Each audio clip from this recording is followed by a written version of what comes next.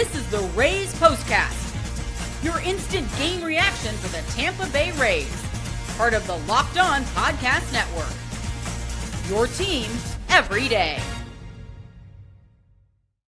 Hello and welcome to the Tampa Bay Rays POSTCAST, your spot for instant Rays reaction after every single game. My name is Jonathan Shields. Make sure you guys go follow me on Twitter at Johnny10Shields. And my goodness, what a game. This was one of my favorite Rays games that I've seen in a long time, probably since the comeback against Baltimore. I mean, just masterful in the way that how entertaining it was, the home runs for the Rays, the relief pitching. It's just incredible. I mean, I cannot believe the breaks fell the Rays' way. You know, a lot of the time the Rays were mashing baseballs. Even the Rays' outs were loud. I mean, Yandy had an out at 110 off the bat. Junior had an out 110 off the bat. Brandon Lowe lined out. Yandy lined out again. And of course, the Angels score in the third inning by a bloop single and then a strike three that should have been called that wasn't, and then a Mike Trout homer. I mean, it's just it's an epitome of brutality right there. But the Rays were able to come back Morel with a huge homer. And that freaking bullpen. And we're going to talk about that bullpen. We're going to talk about how many just big plays there were to begin with. How I thought Shane Baz was better than his line show. It's 9 strikeouts and 4 innings for Shane Baz. And we're going to look ahead to see how the Rays can capitalize in Seattle. But first, let's talk about that home run party. This is what you'll be talking about.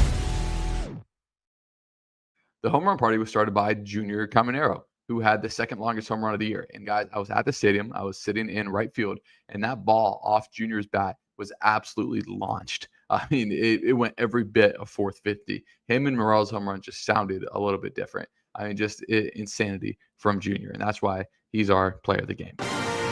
This is the Locked On Player of the Game. 2 home runs, had one of the biggest defensive plays of his career in, I believe it was the 5th inning. It definitely was the 5th inning to keep the score tied. That was part of how good the bullpen was the Rays able to get out of that 5th inning, and that would have been our turning point if it wasn't for a different outing. But, I mean, we're still going to talk about it in the same elk. But the way that Junior put the offense on his back today through the first few innings was just incredible. He had a good matchup against Anderson. Anderson threw fastball, changeup, all fastball changeups to Junior. And that first at-bat, you were looking, it was changeup, fastball. And Junior squared up the second fastball but fouled it off. Changeup low in the dirt, and then he hung a changeup, and Junior did not miss it. And you love to see that type of maturity and that type of pitch recognition from a 22-year-old. 30 home runs at 22. I mean, and those last 2 were just absolute no-doubters. A lot of no-doubters for the Rays in this one. To just keep stacking wins, man. That's all it takes at this point. Keep on stacking wins. And this was such a big win to get. And, I mean, the Rays really controlled this game. The fact that the Angels were even in this game was a product of just some stuff that was really unlucky. You know, the Rays had the 5 hardest hit balls of the entire game. And all of them were 108 off the bat or harder. And only 2 of them resulted in hits, but 2 of them were home runs as well. So it's just one of the most entertaining games I've seen from the Rays in quite a while. It was such an incredible game for the Rays. But let's talk about how many big plays there was. But we can't talk about any of that without talking about Griffin Jax and the turning point of this game. Time to reveal where the game was won or lost. It's the turning point. My biggest thing, and honestly, it's the Rays' biggest thing either. You can't walk batters. When you have a lead, you want them to make them to beat you. You know, Trout singles, it's whatever, but you walk the next batter. And then the freaking catcher's interference. I was like, are you kidding me? This is how the Rays are going to lose. But Griffin Jax looked at everyone's like, don't worry, I got us. Strike out. I mean, how about that? I mean, the freaking nuts you have to do, to excuse my language, but the nuts you have to do that is just, oh my goodness. It was awesome. I was watching it on the Uber ride back to the hotel on my phone to get back to do this. I was just freaking out. And the Uber driver was looking at me like, what is going on? It's because I was freaking out because of Griffin Jax. He did it in some different ways with the sweeper that was so good with him, the fastball. I mean, he locked up more with that fastball to get out of it. You love to see the emotion from him. And I mean, this could be the boost the team needs, man. It could really, to win a game like this, because the Rays lost so many games like this during this 9-24 stretch or whatever it was. And for them to get on the right side of this was 100% what the Rays needed. So there was 2 turning points. It was that one, and then when Uceta came in the 5th, and you navigate first and second, nobody out. You get the ground out And then you get the little freaking not I'm thinking of the wrong game, not the bloop single. You get the ground out or the fielder's choice, and then you strike out Mike Trout first and third. Need the strikeout there to, or at least an unproductive out, and he actually did it. I mean, it's just brilliance from Edwin Uceta again, who continues to be that 2024 Edwin Uceta that we saw since the second half of the season. Man, I mean, he has just been dominant. And then, Garrett Clevenger walks the first batters. Fine after that, Brian Baker. We saw the Rays' 5 best relievers go out there and all pitch a scoreless inning. You couldn't ask for anything more. This is what the Rays needed. This is what this team envisioned when they got these guys. 2 of these guys were deadline acquisitions, Baker and Jax. And, the Rays are 4.5 back of a playoff spot, and they're getting close. And more importantly, the Yankees now hold the last playoff spot, and the Seattle is only a game better than them. So the Rays can make up some serious ground in Seattle. But the teams in front of them, outside of Cleveland, who's getting hot right now, but Kansas City is losing. Texas lost today. Obviously, Texas was playing the Yankees. But, I say all that to say that, the Rays are a good 10 days from being right in the thick of this again. And they're doing all the stuff to kind of get on that right track. So finally an off day tomorrow. The Rays haven't had an off day in ages. But now you get to go to Seattle, a pitcher's friendly ballpark, for his Ichiro weekend, Andy Free was talking about. So it's going to be sold out crowds all weekend. You got to find a way to take 2 out of 3 from a team that's been one of the best in baseball over this stretch, with a team that is playing for more than kind of anyone else's. They're 3 back from the Astros in the West. They hold the second wild card right now, a game up on the Yankees. They might be tied with the Yankees now.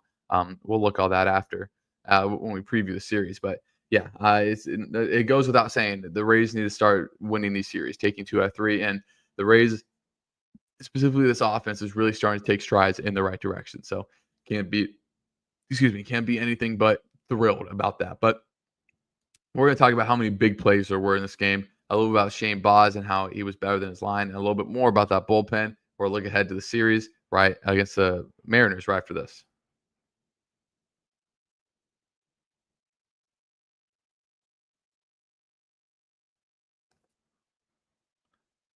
Uh-oh. As this is not good. It looks like I may be frozen. Oh, no. Uh-oh.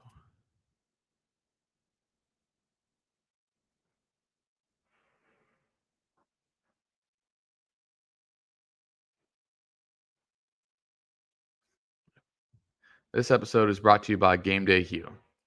And so is this hat that I'm wearing for the Rays. And Game Day Hue, you guys know, makes clean, no logo gear with team inspired colorways for every pro and college fan base. It's about letting your colors speak for you. No giant logos, just smart, versatile style that works on game day and on the course or anywhere in between. And you guys know it was hot out there in Anaheim today, so the hat came in clutch. You guys saw it was full sun, not as hot as in Florida, but kind of just as bad. And they also, guys, you guys have seen the golf gloves that they bring out there as well. It's the perfect thing. It's clean. It's slick. It's the up-to-date style with everything. And right now you can get 15% off with code MLB15 at GameDayHue.com. That's GameDayHue.com. The code even stacks on bundle deals, so now it's time to load up. Let your colors talk, because colors speak louder than words. That's GameDayHue.com, code MLB15. This episode is also brought to you by Monarch Money. Ever wish managing your money felt easier with Monarch Money? It can. Whether you're growing your savings or planning a big purchase, Monarch puts you in the driver's seat. It's like having your own personal CFO, giving you full visibility and control over your finances. Monarch Money is more than a budgeting app. It's a complete financial command center. You can track all your accounts, investments, and spending all in one place. So in addition to managing your money, you're also building wealth. And the best part about it, it puts everything in specific categories like take out subscriptions, and it shows you how they all add up and what you could cut out. Take control of your finances with Monarch Money. Use code LOCKEDONMLB at monarchmoney.com for 50% off your first year. That's monarchmoney.com, code LOCKEDONMLB for half off your first year. So, guys, I'm having some technical difficulties on my end. Can you guys still hear me okay? Let me know in the comments if you guys can still hear me okay. But for now, I'm going to go under the assumption that you guys can still hear me and everything is rolling fine on your guys' end. So that's why I had that pause in between the ads. Everything just looked kind of funky on my end, and it still does. So let me know if you guys can still see and hear me. Everything's good. But let's talk about how many big time plays that this team made, and it started in the 5th inning. We talked about it with Edwin Uceta. Okay, so everyone say everything's fine. So you guys can see me also, right? Sorry guys, everything went black on my screen, but as long as you guys can see me, it's all good. But so it started in the 5th inning with Edwin Uceta, and then just the way that bullpen was able to shut it down. Man, I'm telling you, I already said it before. This was the way the Rays envisioned this, and it envisioned with that bullpen going through it like it did, man. I mean, it was brilliant work. And then just list off the big plays that happened. It was the junior barehanded play in the 5th. Yandy getting the pig also in the 5th. I mean, 2 of their probably best defensive plays in the entire season. You get Griffin Jax getting out of it in the 8th, and one of the most electric 3-batter sequences that the Rays have had all season. You get Jake Mangum maybe making the catch of the entire year. I mean, that was incredible. The moment that everything laid his body on the line. If he doesn't come up with it, that's probably a double with the 2-3 hitters coming up for the Angels. I mean, it's just so many big plays, so many big moments, and the Rays finally came through in a game like this. But let's quickly talk about Shane Baz, man, because I feel like Shane Baz got the short end of the stick because he was absolutely throwing out there. 4 innings, 9 strikeouts, and he was the unfortunate beneficiary of one of the worst calls of the day. That was strike 3 to Mike Trout, and that umpire missed a lot of balls completely inside the zone. That was one of them. Watching live, it looked like it was right down the middle. And obviously it was the bloop single too. That was just like, man, like here it comes. You just kind of knew Trout was going to hit that. And then you can't give the best player in generation another chance when it should have been strike 3. And it's not on Baz. So, I mean, I thought Baz kind of got the short end of the stick. I mean, 9 strikeouts in 4 innings.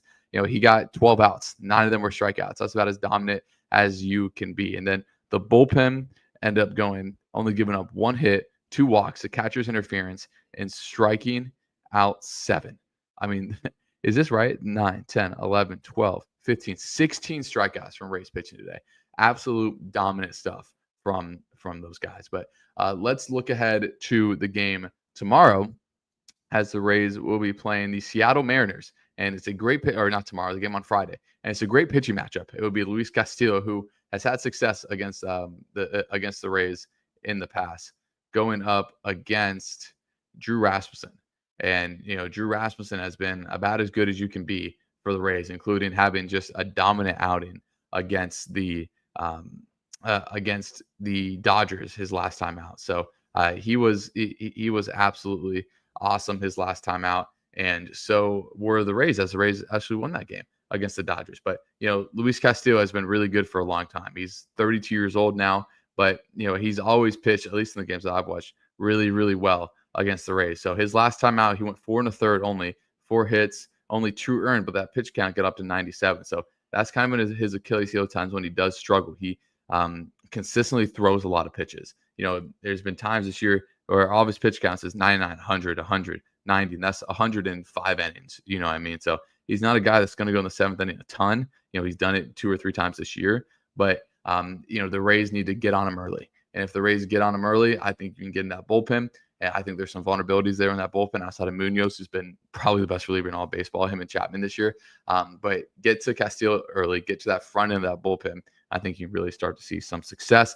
But let's get to these comments section as we go to Jack's takes first. He says, wow, I had written the game off when the Angels tied it, but when Morel finally got the big hit and the Jax pitch fireworks, made them catch, great series win, 100%. I think this, what Ezra says here, is the most important part. We won the series. Morel hit the go-and-run homer. Jonathan needs to attend every game. Rays are now 3-0 in games that I attend. As Shields says the same thing. He says I'm the good luck charm.